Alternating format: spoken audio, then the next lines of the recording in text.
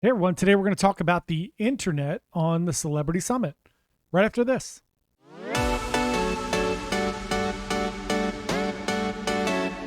Hey everyone, Johnny from Bite Size Cruises. Welcome back to our channel. If it's your first time here, thanks so much for coming to join us. We're just a small travel agency. We try to give you the best information about cruising possible. So if that sounds good, we'd love for you to subscribe to our channel. Come along on the journey with us. Today we're going to talk about the Wi-Fi, the internet on Celebrity Summit. So I generally, when we go on these cruises, we have a marketing company and the travel agency. So we're always doing some type of work during the day. So I generally do the premium internet on two devices. That way I have my phone and a computer or an iPad or whatever to work on. So this cruise, no different. I did two devices. It was expensive. So the premium internet also was a 10-day cruise.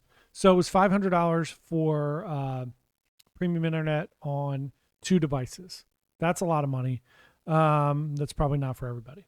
However, the internet was spectacular. Now, a couple caveats. One, it was a 10-day sailing and it was a much older crowd. Generally, the longer the cruise, the older the crowd. Also, celebrity tends to skew a little bit older as well. There were really no teenagers. There was probably 5 or 6 teenagers on the cruise.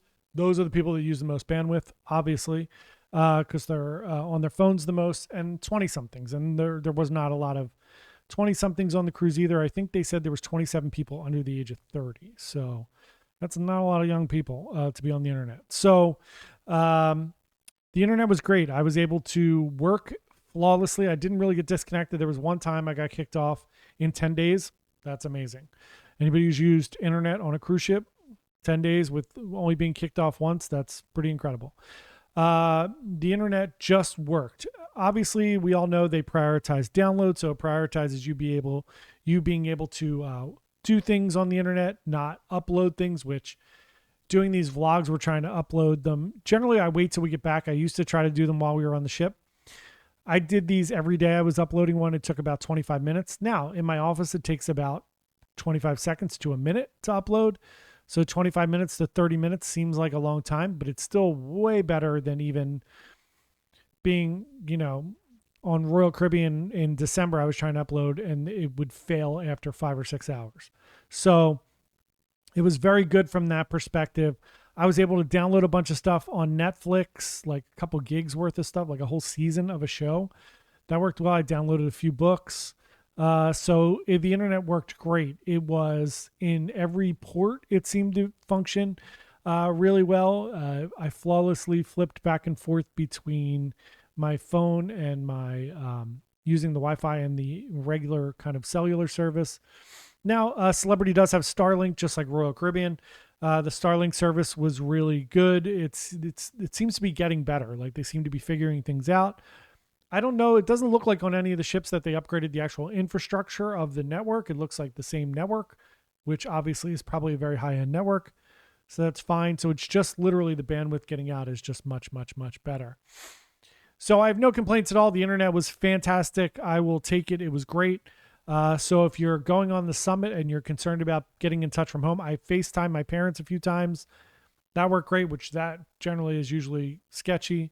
I did a couple meetings on Google Meet. They were flawless with video chat. Usually that's a problem.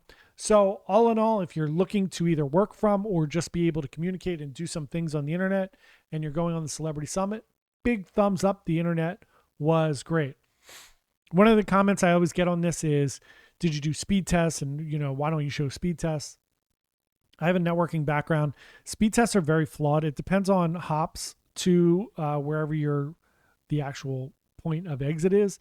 So the speed test is actually from your device and then through all those hops out to the internet. So I generally don't do speed tests because I don't think that's a fair example of what's actually happening from a speed perspective on the ship. So I did run a couple speed tests. They were very average at best, which is not surprising to me because depending on where you're at in the ship and how long it takes to get back to the relay points, I don't really worry about that. I just kind of go by feel and how it's working, and it worked really well. So big thumbs up on the internet. If you're wondering about it, there you go. Thanks so much for watching.